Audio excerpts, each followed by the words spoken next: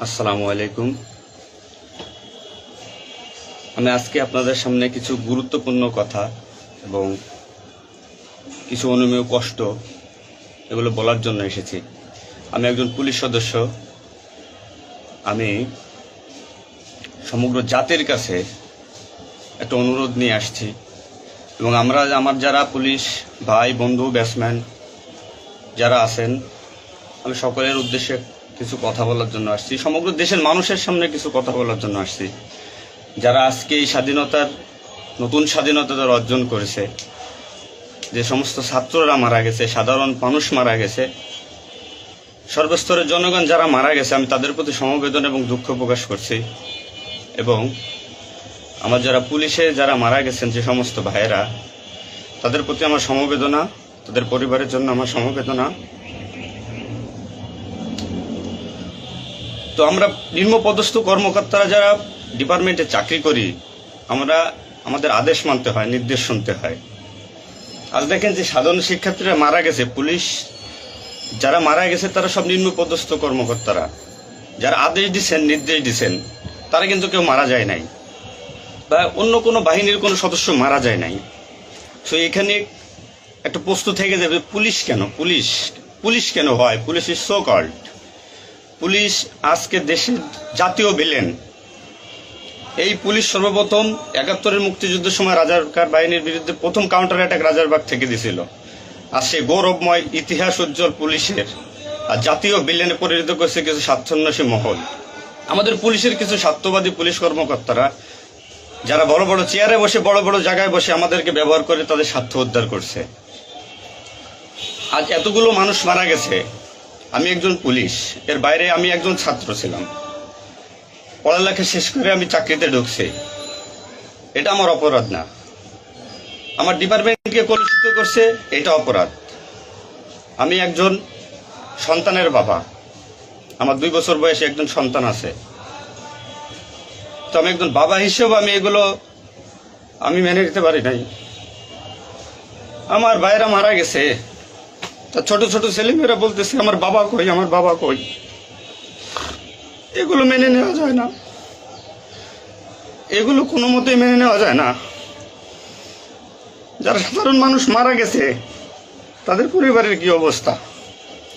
আজ আমার পুলিশে যেখানে পাচ্ছেন সেখানে নির্মমভাবে মৃত্যুবরণ করতেছে, পিটিয়ে পিটিয়ে মারতেছে। এর কারণ কি? আজ আমাদের কিছু স্বার্থান্বেষী কিছু বড় মহলের অফিসারদের কারণে। তারা বিভিন্ন লোকের তোষামোদি করে বিভিন্ন পর্যায়ে আমাদের ঘাড়ে বন্দুক রেখে তারা মনে করেন দিনের পর দিন আমাদের নির্যাতন করে মানুষের বিরুদ্ধে লেলাই দিছে। হাজার হাজার কোটি টাকার মালিক হয়ে তারা এখন গা টাকা দিছে। এই মৃত্যুর ভার, এই পুলিশ মৃত্যুর ভার কে নেবে? পুলিশের মৃত্যুর বিচার হবে না এই বাংলাদেশে, আমি জানি। কিন্তু যারা এই নির্দেশদাতা, যারা এই নির্দেশ দিয়েছেন, তাদের প্রত্যেকের বিচার হবে। এবং চিহ্নিত যেসব পুলিশ অফিসারে পুলিশ ডিপার্টমেন্টে আছে তাদের অবিলম্বে প্রত্যাহার চাই এবং তাদের বিচার চাই, যারা নির্দেশ দিয়ে সাধারণ মানুষকে খুন করাইছে পুলিশকে দিয়ে। আচ্ছা, এতগুলো পুলিশ মারা গেছে, এই সম্পূর্ণ দায়ভার এই ডিপার্টমেন্টের অফিসারদের নিতে হবে।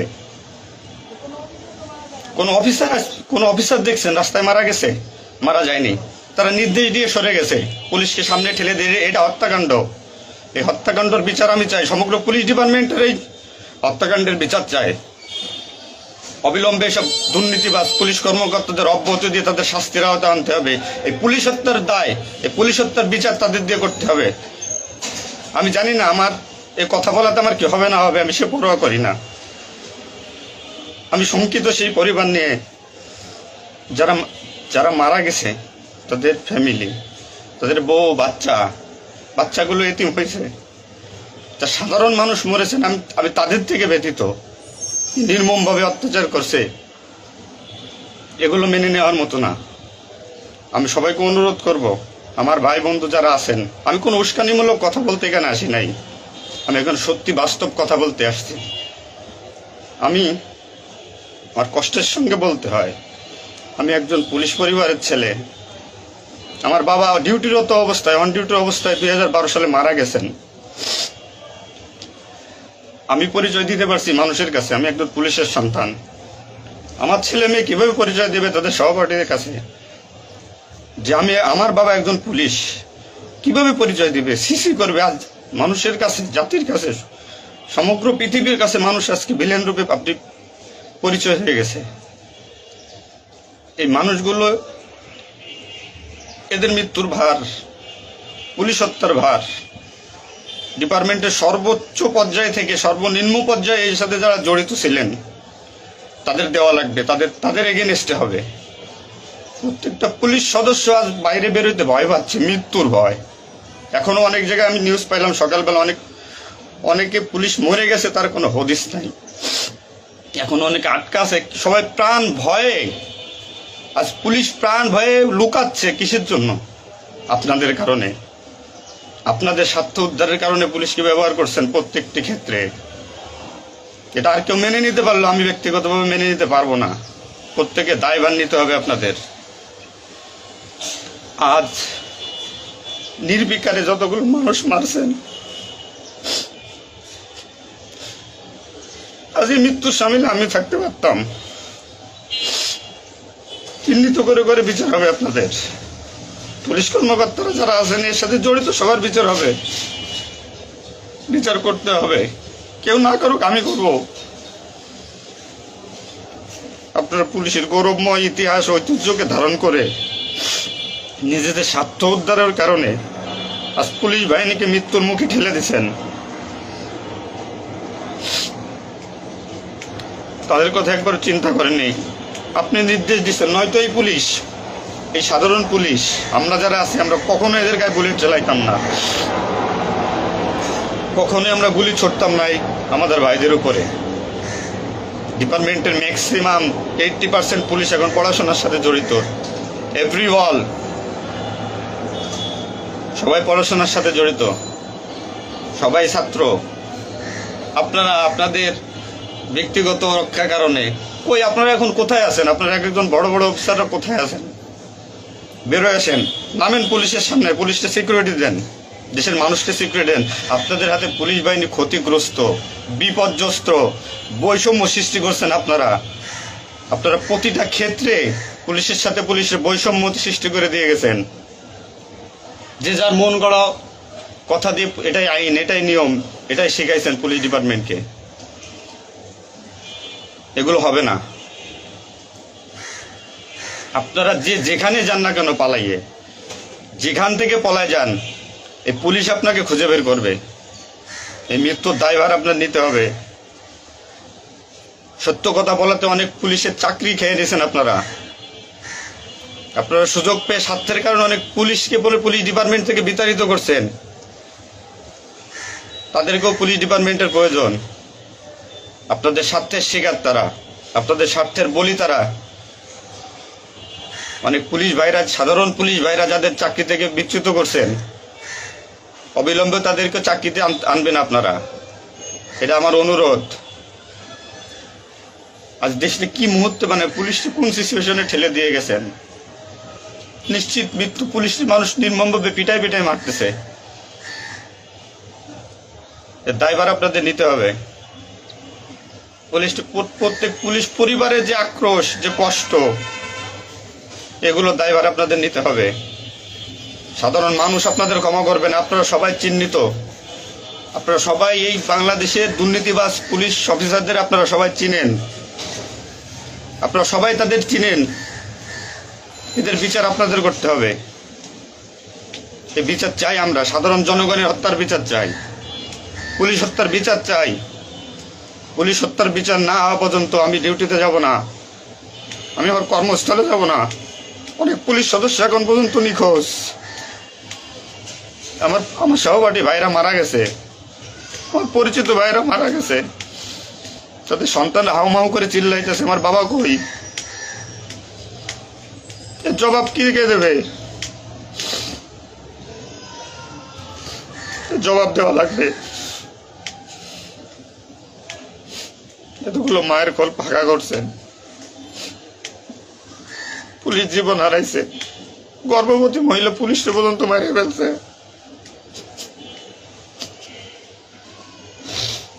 নির্মমভাবে মারছেন। এই দোষ আপনাদের।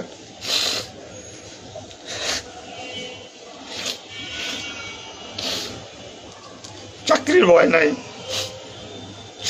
চাকরি চাই, ভিক্ষা করে খাবো, নির্যাতনার মানবো না। কি করছেন পুলিশ ডিপার্টমেন্টের জন্য আপনারা? কত পুলিশ মারা গেছে তার তো ঠিক নাই। বিচার হবে, বিচার আমি করবো, কেন না করবো? পুলিশ ডিপার্টমেন্টে প্রত্যেকটা সেক্টরে দুর্নীতি। আমি পুলিশ হয়ে আমার কোনো কাজের জন্য আমাকে অর্থ দিতে হয়, টাকা দিতে হয়। এতে নির্লজ্জতার কি কি কি করবো আমি? সাধারণ মানুষ দূরের কথা, আমরা কোনো পুলিশের কাছে সহযোগিতার জন্য গেলে তারা আমাদেরকে মূল্যায়ন করে না, কোনো কাজে হেল্প করে না, কোনো কিছুতে সুবিধা দিতে চায় না। আজ ডিপার্টমেন্টে বৈষম্য সৃষ্টি করে থেকে গেছেন আপনারা।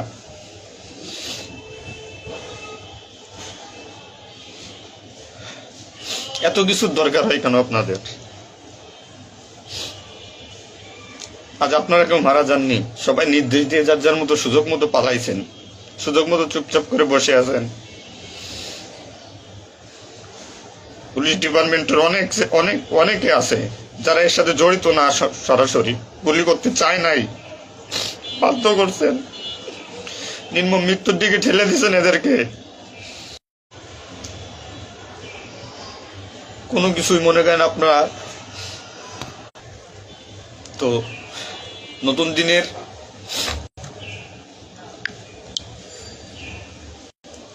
নতুন দিনের সূচনা হয়েছে বাংলাদেশে, স্বাগত জানাই। আমি কোনো রাজনৈতিক দলের পরিপক্ষ না, আমি আজ পুলিশ। যে সরকারি আসবেন আমি সেই সরকারি গোলামি করতে হবে আমার। দেশের মানুষের জন্যই পুলিশ, আইন শৃঙ্খলার জন্যই পুলিশ, সাধারণ মানুষের জন্যই পুলিশ। তুমি পুলিশ আজকে কেন আতঙ্কের নাম হবে? পুলিশ মানুষ থেকে আজ কেন দূরে থাকবে? দিন শেষে পুলিশ মানুষ, পুলিশ কারো স্বামী, কারো বাবা, এটা চিন্তা করবেন। ডিপার্টমেন্টের যে সমস্ত অসাধু কর্মকর্তারা আছেন প্রত্যেকটা সেক্টরে শিক্ষা নেন। বিশেষ করে যারা আসছেন ঊর্ধ্বতন কর্মকর্তারা শিক্ষা নেন। আজ আপনাদের স্বার্থের কারণে, আপনাদের কারণে আজ ডিপার্টমেন্টের এই অবস্থা। তছনছ হয়ে গেছে পুলিশ ডিপার্টমেন্ট। কথা বলার মতো কোনো ওয়ে নাই, কথা বলতে পারতেছি না। আমি তো বেঁচে আছি, তারা মারা গেছে কি নির্মম ভাবে মারা গেছে, মেরে ফেলছেন আপনারা। তো আমি শুধু পুলিশ বাহিনীরা যারা আক্রান্ত করছেন আপনাদের বিচার করব, আপনাদের বিচার হবে। সবকিছু দায়ভার আপনাদের। ঘুমাইতে পারি না এই কয়দিনে, ভয়তে, চিন্তায়। মারা যাওয়া পুলিশের ছেলেমেয়েরাও চিৎকার করে বলতেছে আমার বাবা কই। তো সহ্য করার মতো না, মানুষ হিসেবে সহ্য করার মতো না। তো পরিশেষে একটা কথা বলবো, আমার যারা ডিপার্টমেন্টে আছেন, চাকরি করতেছেন করেন, সমস্যা নাই, চাকরি ছাড়ারও দরকার নাই। শুধু বিবেকের কাছে একটু প্রশ্ন করেন যে এরা আমাদের কিভাবে ব্যবহার করছে ডিপার্টমেন্টে।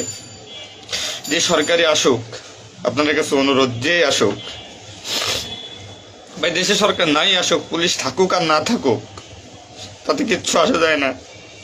তো আমার একটা দাবি, একজন পুলিশ হিসেবে, একজন পুলিশের সন্তান হিসেবে, ডিপার্টমেন্টের ঐতিহ্য যারা নষ্ট করছেন, এই পুলিশের সুনাম যারা নষ্ট করছেন, এদের বিচার চাই আমি, 100% বিচার চাই।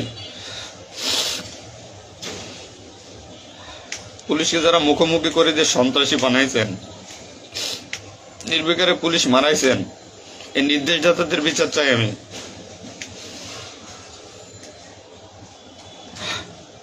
এবং দেশের আইন শৃঙ্খলা পরিবেশ নিয়ন্ত্রণে আনতে সর্বপ্রথমে পুলিশ বাহিনীকে সুশৃঙ্খল করতে হবে। আমি আর অনুরোধ সবার কাছে, যে আপনারা পুলিশের খারাপ চোখে দেখবেন না, যে আমরা যারা নিম্নপদস্থ কর্মকর্তারা আছি, যারা চাকরি করতেছি, আমরা আদেশের গোলাম।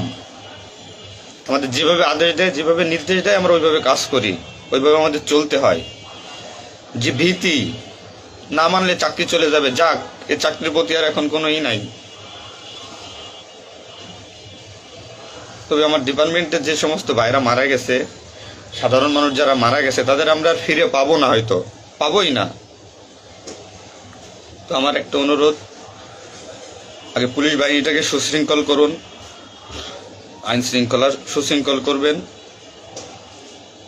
এবং আপনারা যারা সাধারণ মনে করতেছেন পুলিশ ঘৃণিত, পুলিশ অপরাধী, হ্যাঁ পুলিশ অপরাধী, পুলিশ অপরাধ করছে তার চাকরি বাঁচানোর জন্য, এবং তার মাসুল পুলিশকে দিতে হয়েছে জীবনের বিনিময়ে। আপনারা দয়া করে কেউ পুলিশকে খারাপ বলবেন না। পুলিশের প্রতি অনেক, পুলিশ আপনাদের শুভাকাঙ্ক্ষী। এবং বাংলাদেশটার যে বর্তমান পরিস্থিতির উপরে আমি একটা কথাই বলবো, সর্বস্তরের মানুষকে, দেশটাকে আবার সুন্দরভাবে গড়তে হবে, এটাই সবচেয়ে বড় কথা। ফার্স্ট অফ অল এটাই হচ্ছে বাস্তবতা। দেশটাকে আমরা সবাই মিলে গড়ব। এবং পুলিশ বাহিনীর আপনারা যারা পুলিশে আছেন, আপনারা সুশৃঙ্খল হন, মানুষের প্রতি আনুগত্য হন এবং শিক্ষা নেন। এত বড় একটা স্বাধীনতা না হইলে এটা মানুষ কখনো বুঝতো না, বা আমরা পুলিশটা বুঝতাম না যে আমাদের অর্জন কি, আমাদের মানুষের আস্থা কি আমাদের উপরে, বা আমাদের কি করা উচিত। আপনার সবার কাছে অনুরোধ থাকবে, আমার পুলিশ ডিপার্টমেন্টের প্রত্যেকটা সেক্টরের বন্ধু বান্ধব, সিনিয়র জুনিয়র যারা আছেন, আপনারা শিক্ষা নেন, নতুনভাবে পুলিশ ডিপার্টমেন্টটাকে গড়েন, মানসিকতা চেঞ্জ করেন। এবং পুলিশ ডিপার্টমেন্টে যারা আপনাকে ব্যবহার করবে, যারা স্বার্থের জন্য ব্যবহার করবে, তাদের সরাসরি ধরিয়ে দেন, সরাসরি ধরিয়ে দিবেন। পুলিশের প্রত্যেকটা সেক্টরে দুর্নীতি, এই দুর্নীতিবাজদের ধরিয়ে দেন। এদের ধরায় না দিতে পারলে পুলিশ ডিপার্টমেন্ট কোনোদিন শুদ্ধ হবে না। আর দিনের পর দিন এরা মনে করেন আমাদের সাথে বৈষম্যমূলক সৃষ্টি করে এদের নিজেদের স্বার্থ হাসিল করবে। তো সবার কাছে আমার একটা অনুরোধ,